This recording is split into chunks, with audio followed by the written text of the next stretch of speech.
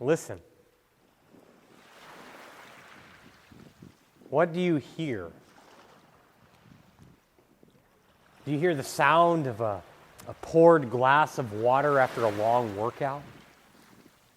Do you hear the sound of little kids playing in the bathtub or at the swimming pool? Do you hear the roar of a waterfall or the crashing of ocean waves? Do you hear the sound of something being cleansed or of something being washed away? There's something about water, isn't there? Something that we know deep down, that water is life-giving. It's necessary. It's vital to our bodies. In fact, our bodies are made of 80% water, aren't they? Or more. We need water to drink. We bathe in water to wash away potential germs and harmful substances. And rain makes life on land possible. Water and life, they seem to go hand in hand. And that's what we see in our creation story this morning, isn't it? Even if we were to go back to Genesis 1, we'd see that in the very beginning, the waters of the deep are present, even before light. Somehow, water preceded just about everything else. And then we move into Genesis 2, which is our story today. The earth was barren. There was nothing growing on the earth, no life until water springs from within the earth. Water is that catalyst for all that seems to follow afterwards, the beginning of all life and humanity, which soon followed. If we were to go beyond verse 9 today, we'd see the story lift up some of the great rivers of the ancient world, these arteries of life for the people. Water is precious. Water is life-giving. Water is invaluable. And the author of this creation story knows that. There's something about water. You know, for me, you guys know this already because I've told you many times. I'm a science nerd. And I'm always amazed at how our scientific understanding of the evolution of life on our planet, especially when it comes to water, is so similar to our creation story here. Somehow, water is that key ingredient, that key element to it all. In fact, when we are looking for life on other planets and trying to figure that out, the first thing that we look for is water.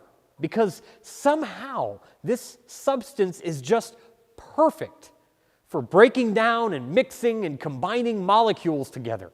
Add a little bit of heat, it's the perfect incubator for transformation, for new life. In this season of Lent, what we're doing is we're going to pause and reflect a lot on who we are as human beings. Sometimes we think we already know, but then there's other times where we wish we had some clue. But in the story of the waters of creation, we see that we are part of the created order of God, of this creation that God has fashioned. We see that we are quite literally creatures made from the earth, from its topsoil that comes from stardust, from the remnants of a supernova, scientists would say today. And we're all caught up in this river of life with the rest of creation. We're not separated out from it, but we're a part of everything around us. And God, in this story, doesn't make us kings or rulers.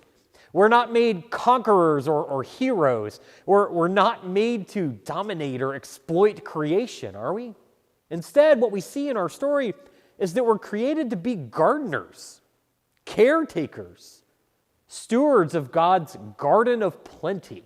God's created good things, things that are growing from the earth. The water has made it possible.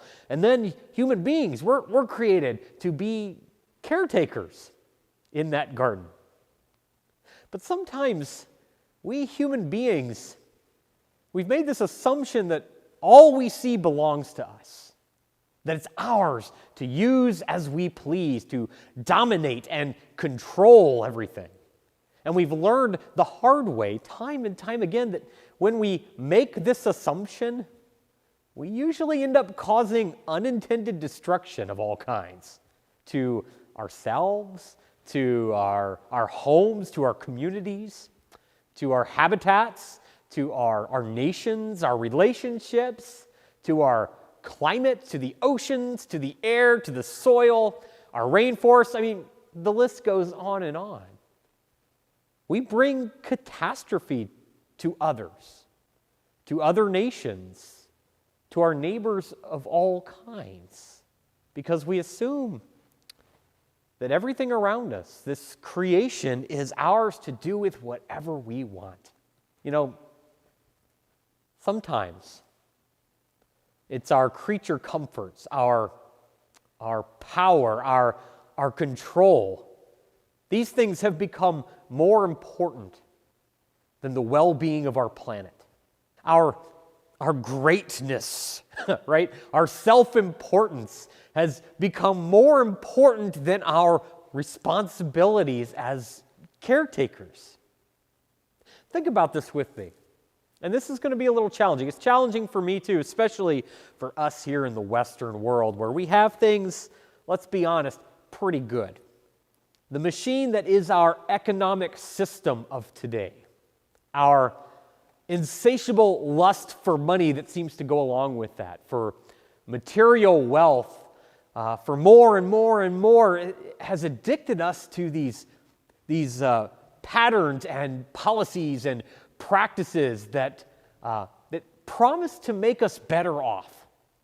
But what we find is that they serve instead only to build a dam in the river of life, a dam that threatens to cut off everything downstream from its life-giving flow.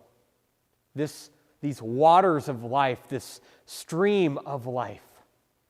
The consumption of powerful nations usually impoverishes poorer ones. The reckless and relentless pollution of superpower nations causes all to suffer around the world. The destructive effects of global climate change are often felt in the world's poorest nations first.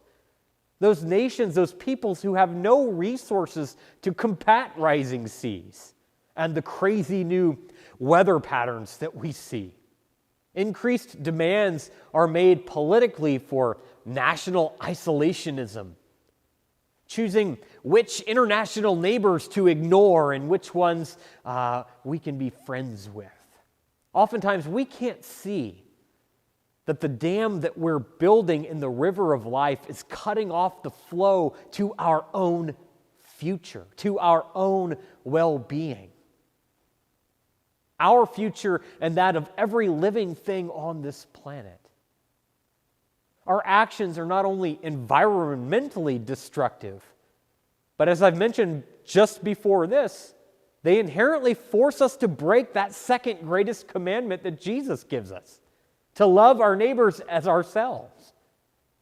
When our systems and policies and self-centric actions lose sight of our oneness as creation and our role as stewards within it, we choose not to love our neighbors.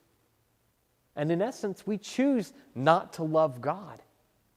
You see, when we forget or choose to ignore that we are a part of this created order, a part of all that we see around us, connected to it and connected to God, and that we have a responsibility within it to take care of it, we forget and ignore ourselves.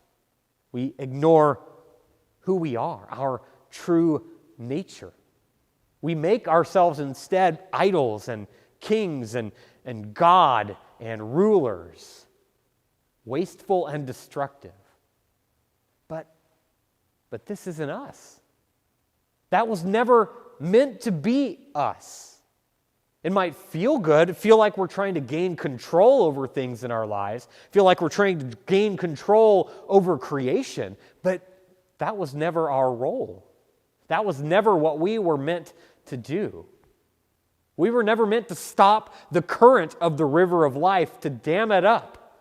We were created to ensure that it keeps on flowing, to remove obstacles and debris, to tend it, to encourage it to keep moving, and then to live within it and on top of it, riding the waves, working with the current, not trying to bend it to our will, but to be a part of it. You know, Adam and Eve, they were expelled from the Garden of Eden, so the story goes, because they disobey God.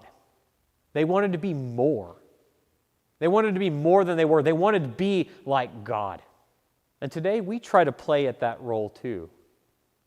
We try to be more than we are. And we see evidence of our own expulsion from paradise. In other words, expulsion from being who we truly are in God, being who we so deeply want to be in our lives, to us, truly us.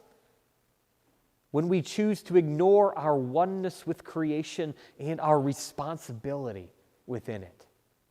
But the truth is, all isn't lost.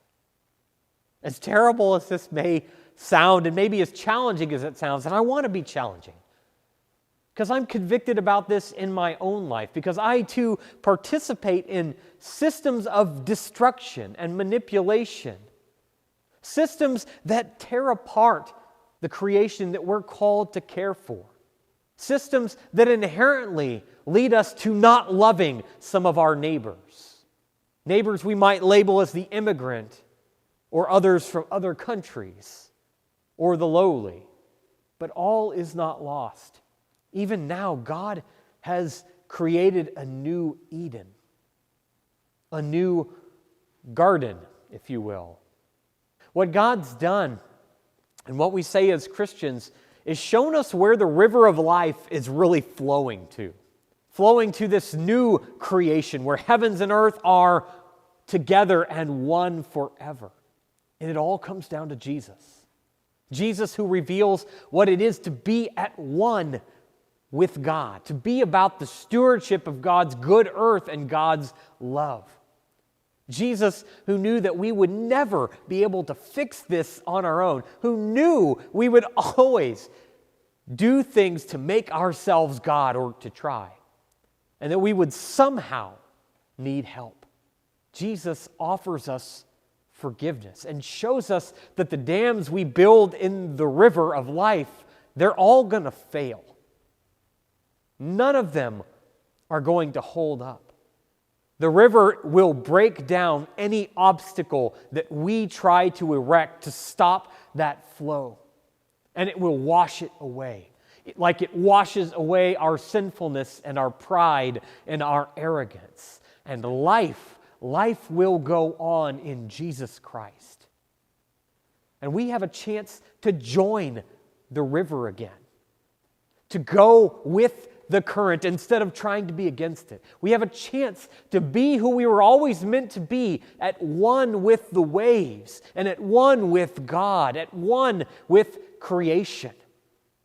The waters of creation are still pouring forth into the world to bring us new life, but now they come through in Jesus Christ.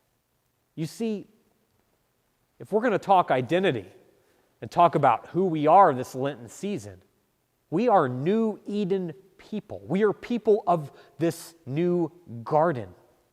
We are kingdom people, Eden people in Jesus Christ. And his message is not that we keep on doing as we have done. We keep on building dams and obstacles, trying to manipulate, trying to dominate, trying to control, trying to play God.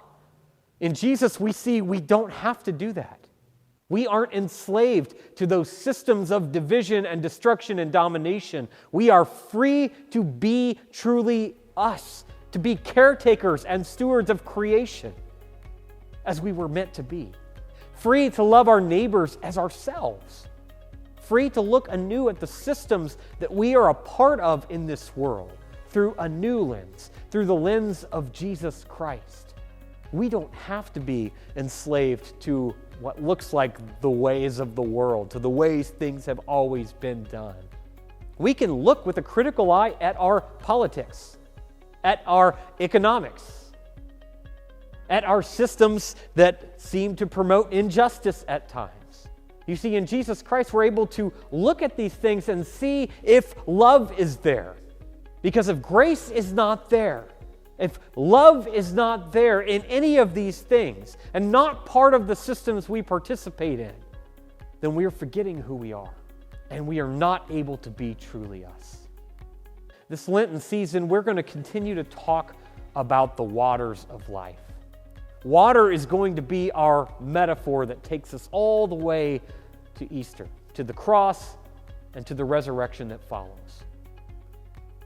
From this creation story to the cleansing of the earth, to Exodus, to Jesus' baptism, to the water that Jesus promises will quench our thirst, to our own baptism, we are caught up in these waters of life, and in them we will look at our reflection. We will be cleansed. We will be refreshed and renewed and remade together. So join me throughout this Lenten season as we look at the waters of life and at how we are a part of them. And in fact, we're defined by them. In the name of the Father, Son, and Holy Spirit, amen.